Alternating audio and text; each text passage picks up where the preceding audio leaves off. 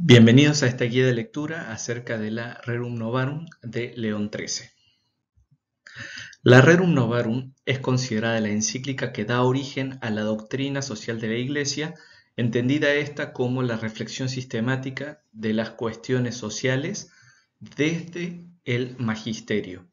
Numerosos papas han regresado a ella y la han referido como un hito, como un punto de referencia. Pío XI, Pío XII, Juan XXIII, Pablo VI, Benedicto XVI, el mismo Papa Francisco.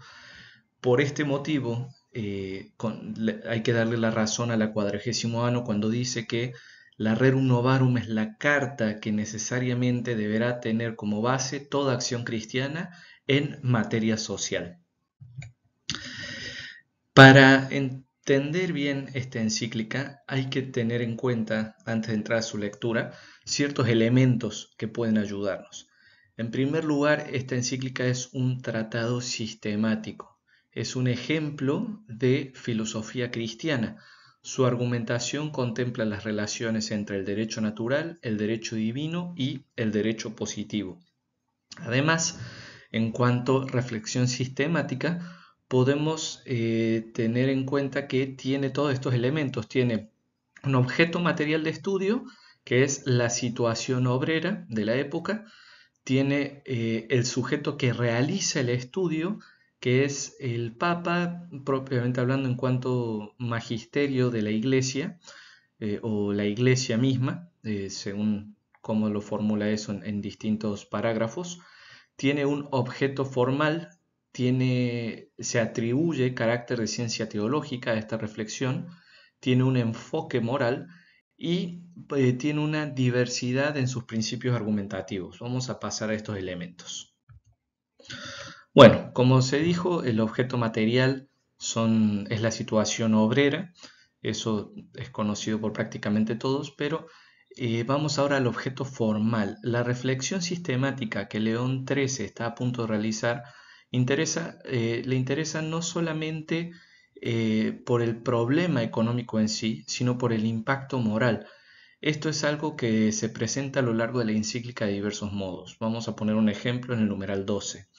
Confiadamente y con pleno derecho nuestro, atacamos la cuestión por cuanto se trata de un problema cuya solución aceptable sería verdaderamente nula si no se buscara bajo los auspicios de la religión y de la Iglesia, y estando principalmente en nuestras manos la defensa de la religión y la administración de aquellas cosas que están bajo la potestad de la Iglesia, nos estimamos que, permaneciendo en silencio, faltábamos a nuestro deber.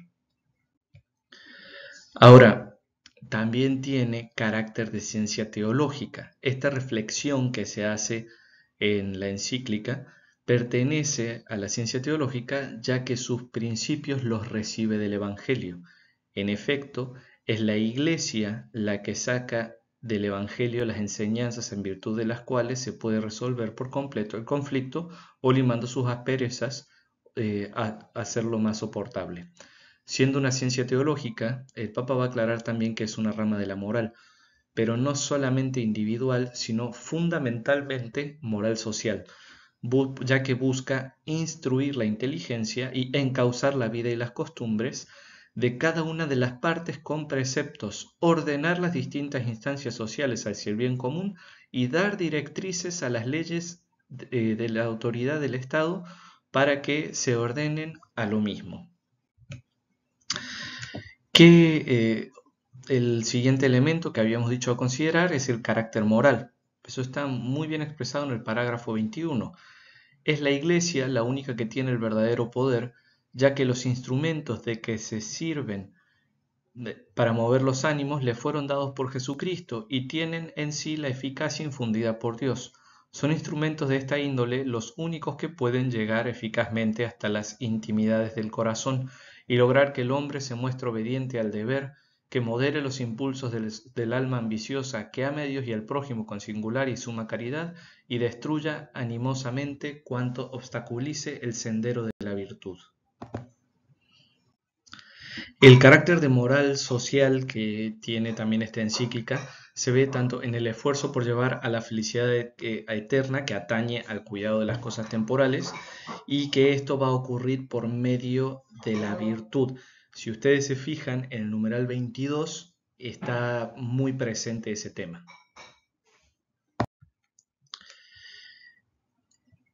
Y vamos ahora al tema de la diversidad de principios. Otro aspecto de la sistematicidad de esta encíclica se encuentra en la diversidad de los principios argumentativos que contempla las relaciones entre el derecho natural, el derecho divino y el derecho positivo. El punto de unión entre las tres es la virtud. Podría resumirse de esta manera: los problemas sociales surgen de la falta de virtud, la virtud está en función de la felicidad, pero de la felicidad eterna obtenida por nuestro Salvador Jesucristo. De este modo, la ley natural indica qué es lo virtuoso, la ley divina le da fundamento y un alcance exigente, y la ley civil debe fomentarla y protegerla. Vamos ahora a la estructura. La estructura de la encíclica es realmente sencilla. Parte de la situación en el numeral 1. Después de esta situación pasa a la crítica, a la respuesta socialista que le da ante el problema. Esto va de los numerales 2 al 11. Después viene una formulación de una propuesta cristiana del 12 al 40, que a su vez está subdividida entre la formulación de la propuesta y la aplicación de la misma propuesta, involucrando a todos los actores sociales. Y finalmente va a la conclusión, que es la parte exhortativa del número 41-42. Vale la pena mencionar que la situación plantea la carencia y la situación de vida paupérrima de los obreros. Entonces, ciertamente parte de una crítica al capitalismo o al liberalismo económico a ultranza. Esta cuestión del libre mercado a ultranza es algo que la encíclica ya parte como para responder a esto. Entonces, en la situación, como se decía, contempla esta crítica y busca hacer lo siguiente: determinar los derechos y responsabilidades de los ricos y proletarios. Presenta desafíos significativos, es lo primero que dice, por lo cual es lo primero que sabemos que se va a orientar la encíclica. Dice que hay que abordar las necesidades urgentes de los trabajadores humildes, quienes constituyen la mayoría y sufren condiciones de vida miserables y degradantes. A su vez afirma que con la desaparición de los gremios tradicionales y la falta de apoyo institucional o legal, los trabajadores quedan desprotegidos frente a la crueldad de los empresarios y la codicia descontrolada de los competidores. Habla de la usura, que a pesar de ser condenada por la Iglesia sigue practicándose. Y también menciona el control de las relaciones que el control de las relaciones laborales y comerciales está en manos de unos pocos, creando una dinámica donde una minoría adinerada ejerce un dominio esclavizador sobre la gran mayoría de los proletarios. Esta es la situación desde la cual parte la encíclica. Ahora bien, ante esta situación, lo primero que hace es hacer una crítica a la respuesta socialista. Es decir, ante el mismo problema, el socialismo tenía una propuesta de solución y la Iglesia critica esto. ¿Y en torno a qué está esta crítica? Al tema de la propiedad privada. O sea, los socialistas, atizando el odio de los indigentes contra los ricos, tratan de acabar con la propiedad privada de los bienes, estimando que mejor en su lugar todos los bienes sean comunes y administrados por las personas que rigen el municipio o gobiernan la nación. Ante esta situación se plantean tres presupuestos importantes. Primero, poseer algo en privado como propio es un derecho dado al hombre por naturaleza, lo que implica el derecho al uso y el derecho a la posesión estable y permanente tanto a los bienes que se consumen como a los bienes perdurables. Se afirma también que las posesiones privadas son conformes a la naturaleza. Esto es un principio desde el cual parte, que existe una relación entre el destino universal de los bienes y la propiedad privada. Y dice, el que Dios haya dado la tierra para usufructuarla y disfrutarla la totalidad del género humano no puede oponerse en modo alguno a la propiedad privada, y que la familia es el anterior al Estado y que eso influye en la propiedad privada. Por eso el Estado no puede entrometerse en aquello que es de la familia. También continúa con lo siguiente. Se presenta la afirmación de la propiedad privada como derecho natural y principio social inviolable. Se recuerda que el Estado no es anterior al individuo y a la familia, por lo que la propiedad privada no puede estar sujeta al Estado. Y se menciona que la solución al problema no está ni en el odio ni la división. La conclusión a la respuesta contra los socialistas es el de la afirmación de la inviolabilidad del principio de la propiedad privada. A partir de acá va a comenzar como propuesta cristiana un camino de curación.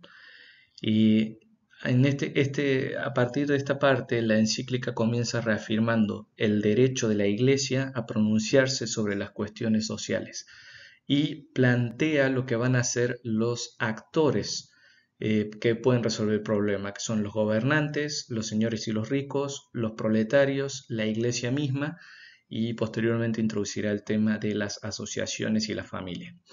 El aporte que la Iglesia puede ofrecer es único, ya que es depositaria del Evangelio y puede por eso resolver el conflicto, en cuyo caso hacerlo más soportable.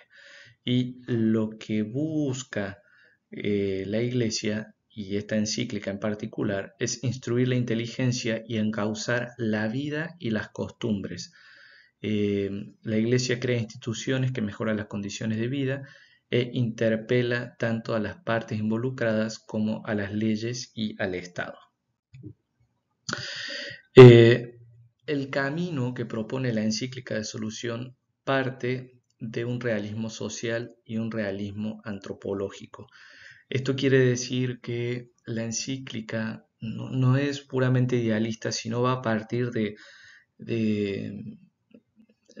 lo que diría San Agustín, lo que es el homo viator, es decir, la condición humana actual, no la ideal, no la que se plantean los filósofos en los libros, sino la que la Iglesia conoce, el hombre cristiano, pecador, necesitado de la gracia. Y este realismo social y antropológico le hace recordar tres principios. El primero, por la condición humana, la sociedad nunca va a ser igualitaria y siempre habrá diferencias. Segundo, tanto el sufrimiento como los conflictos y adversidades siempre van a permanecer en esta vida. Y en ese sentido, fíjense en el numeral 13 cuando dice: lo mejor que puede hacerse es ver las cosas humanas como son y buscar al mismo tiempo, por otros medios, según hemos dicho, el oportuno alivio de los males. Y el tercer punto realista de partida es que las clases sociales están en dependencia mutua. Ni el capital puede subsistir sin el trabajo, ni el trabajo sin el capital. A partir de estas cosas se postula el camino de curación. Y postuladas esas cosas, hay tres niveles sobre las cuales esta encíclica quiere trabajar. El nivel de la justicia, el nivel de la amistad y el nivel del amor fraterno. En el ámbito de la justicia, la encíclica va a marcar los deberes de los proletarios y los obreros, así como de los ricos y de los empresarios. Entre los deberes de obreros y proletarios están los siguientes: cumplir íntegra y fielmente lo que por propia libertad y con arreglo a la justicia se haya estipulado sobre el trabajo, no dañar el capital, no ofender a los patronos, abstenerse de toda violencia al defender los derechos y no promover sediciones. Además, no mezclarse con hombres depravados que tienen pretensiones inmoderadas y que prometen cosas grandes, que llevan consigo arrepentimientos estériles y consiguientes pérdidas de fortuna. Es decir, no aliarse con mafiosos básicamente, ni con gente mesiánica que promete cosas que no.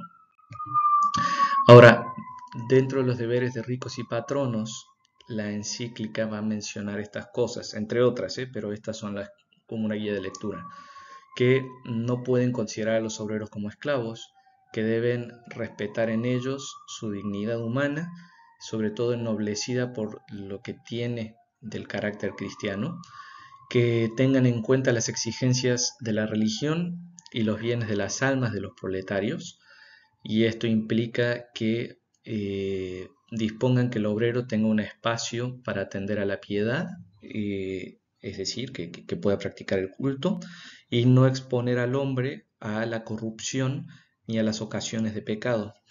A su vez, no deben apartar al trabajador de sus atenciones domésticas y de la afición al ahorro. No debe imponer más trabajo del que pueden soportar sus fuerzas, ni de una clase que no esté conforme con su edad y con su sexo. Es decir, discriminar el trabajo según la edad, según el sexo, según las fuerzas y las capacidades del trabajador. Acá también se va a hablar del derecho al descanso y a los tiempos de descanso y a los ritmos del año. También entre las obligaciones de los patronos y de los ricos está el dar a cada uno lo que sea justo, que implica no oprimir para lucrar ni buscar ganancia en la pobreza, no defraudar el salario debido y no perjudicar los intereses de los proletarios con violencias, engaños o usura. En estos lineamientos en el ámbito de la justicia que abarca a los actores principales que son los afectados, es decir, a los obreros y a los patronos, permite atenuar la violencia y la discordia. Es decir, si se cumplen estas cuestiones de justicia, disminuye la violencia y la discordia, pero la encíclica menciona que se busca ir más allá de eso y no quedarse en ese punto. Entonces viene el siguiente ámbito, que es el de la amistad y el de la aproximación. En este sentido se vuelven a dar instrucciones. Vamos a ver ahora los lineamientos de las instrucciones para los ricos. Se les recuerda que las riquezas no liberan del dolor ni aseguran el cielo, por eso tienen que usarlas de cara al divino juez. Se propone una doctrina que parte de la distinción entre la recta posesión del dinero y el recto uso, por lo cual es necesario y de derecho natural que el hombre posea bienes privados y debe usarlos como si fueran comunes. En la práctica, esto supone atender las propias necesidades y al decoro y socorrer a los indigentes con lo que sobra. Y estos deberes no son deberes justicias, sino de caridad cristiana, por lo que no pueden ser exigidos por ley.